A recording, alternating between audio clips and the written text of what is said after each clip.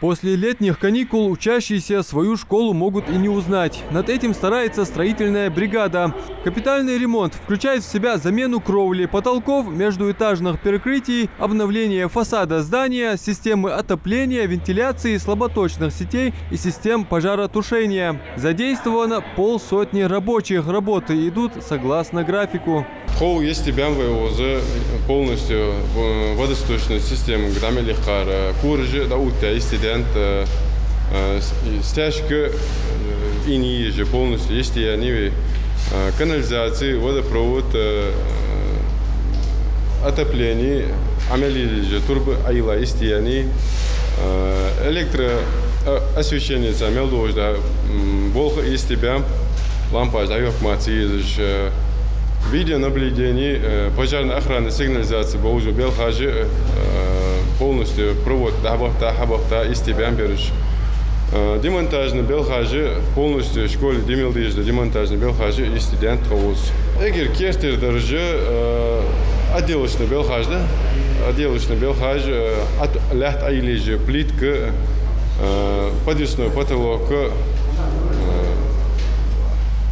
классический адалдежда, ламинат, эгер кертер дороже, Школа рассчитана на более 700 учащихся. Здание сдано в эксплуатацию в 2001 году. Оно хоть и не старое, но, как отмечает директор школы, морально выгорело. Крыша нуждалась в срочном ремонте. Были трудности с водоснабжением и канализацией. Из-за проблем с электропроводкой постоянный риск возникновения пожара. Основная проблема, конечно, это была кровля.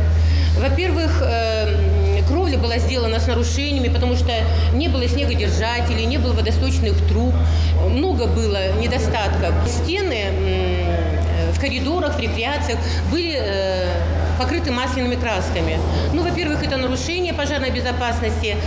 Сейчас, как говорит подрядчик, стены будут выкрашены, но не малярной краской, а которая соответствует Санпин. Соответствовать будет и гамма цвета, и внешний вид. Да, школа станет, мне кажется, светлее за счет того, что поменяется цвет краски.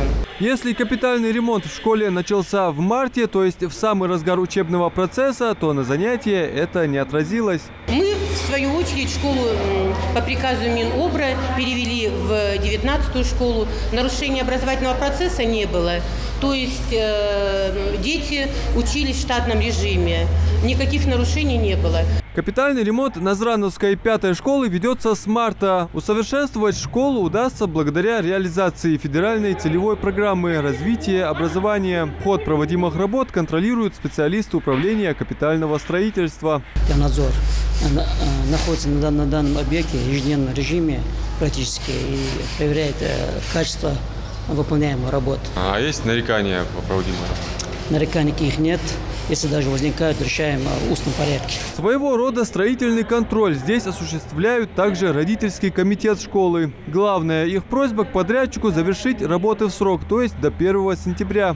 Мы хотим, чтобы не просто видимый эффект приобрела школа, не только видимый эффект, но чтобы школа была уютной, комфортной для наших детей. Пожелания родителей будут учтены и рассмотрены. И, как заверили строители, по плану школу сдадут в августе. Обновленное здание, новая классная мебель и совершенно другой интерьер школы. Детям будет что оценить. Адам Мережков, Магомед Дидигов, Новости 24.